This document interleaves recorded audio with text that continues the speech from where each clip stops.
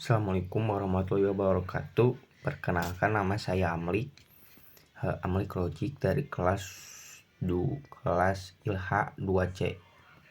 Saya di sini akan membahas tentang sejarah perkembangan ilmu hadis di Indonesia.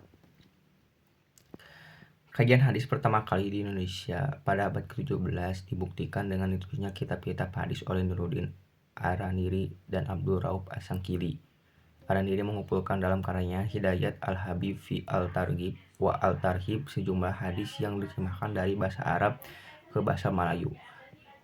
Dalam karya ini ia memadukan hadis-hadis dengan ayat-ayat Al-Quran untuk mendukung argumen yang melekat pada hadis. Selanjutnya Asingkili menulis dua karya tentang hadis, yaitu penafsiran terhadap hadis Arba'in karya An-Nawawi dan koleksi hadis-hadis qudsi yang diberi judul Al-Wa'iz Al-Badi'ah.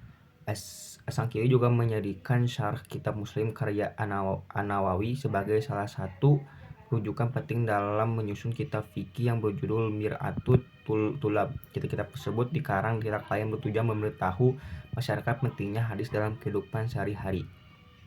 Pada masa tersebut, kajian ilmu mustalahul hadis belum mendapatkan perhatian yang lebih besar di Indonesia. Hal itu dibuktikan dengan karya dua ulama di atas yang lebih diarahkan kepada pembinaan praktik keagamaan, terutama fikih, akhlak, kepada penelitian keautentikan hadis-hadis yang digunakan. Selain itu, pada abad 19 muncul beberapa ulama baru, yaitu Kiai Ahmad Rifai dari Kalisalak, Nawawi Al-Bantani, Ahmad Khotib Al-Minangkabawi, dan Syekh Mahfud At-Tarmasi. Di antara para ulama tersebut, ulama yang mendalami ilmu hadis adalah Syekh Mahfud At-Tarmasi. Beliau merupakan satu-satunya ulama yang mendalami ilmu hadis sampai mendapat ijazah sanad yang kemudian dilanjutkan oleh muridnya, yaitu Kiai Haji Hasyim Asy'ari.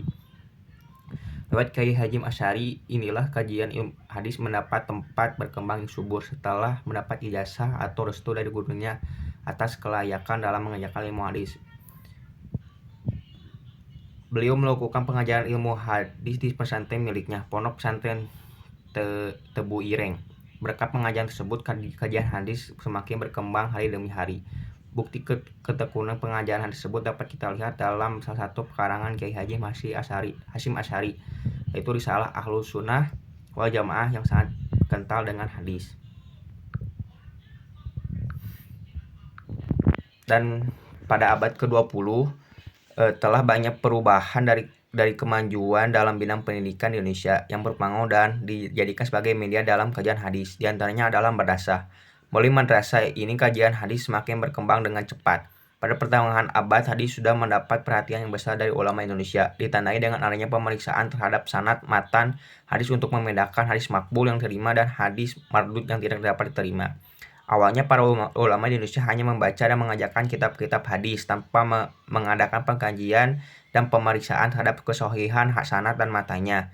Mereka beranggapan bahwa hasil ijtihad para ulama terdahulu sudah final, sehingga ulama sekarang tidak perlu mengkaji dan memeriksa sahihnya suatu hadis. Anggapan tersebut terus bergulir hingga salah seorang sahabat dan murid Muhammad Rashid Ridho, yaitu Muhammad Thohir Ibnu Muhammad Jalaluddin Al-Azhari, kembali ke Indonesia. Sekembalinya di Indonesia, ia kemudian menerbitkan majalah Al-Imam. Majalah tersebut menjadi titik awal dari pengajian model baru terhadap hadis di Nusantara.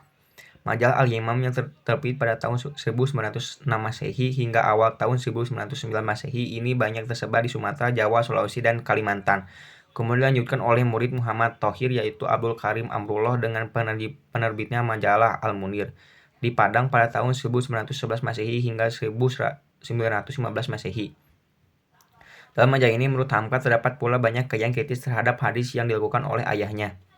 Dari Pulau Jawa muncul pula pengajian terhadap hadis dipelopori oleh Ahmad Asyurkati dengan bukunya yang terkenal Al-Kafa'ah, yang kaya dengan hadis-hadis persamaan derajat antara laki-laki dan perempuan antara satu sama lain boleh menikah.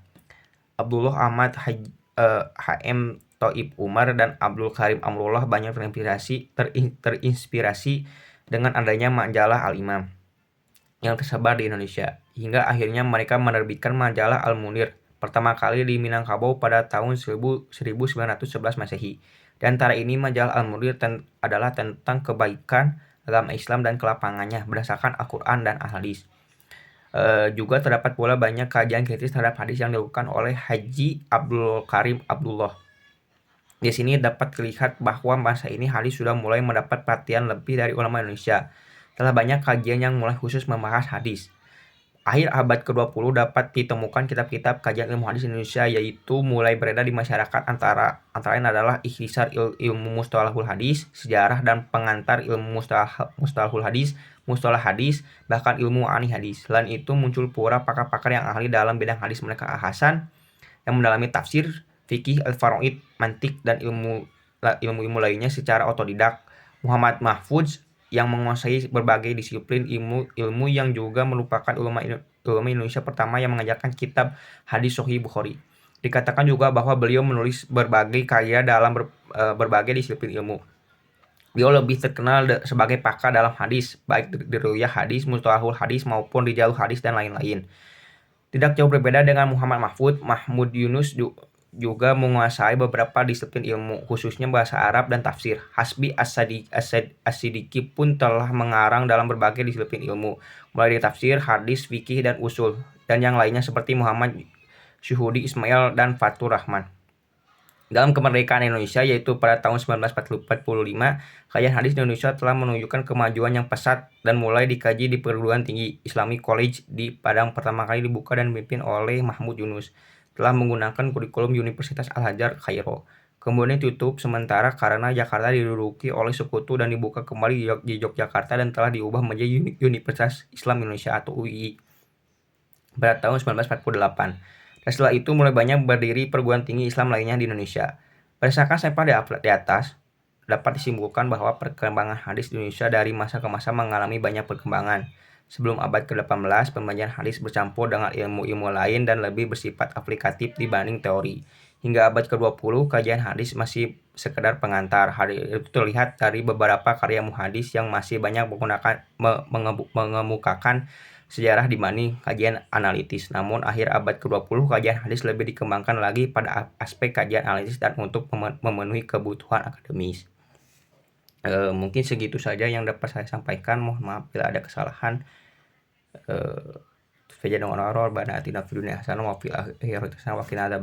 Assalamualaikum warahmatullahi wabarakatuh.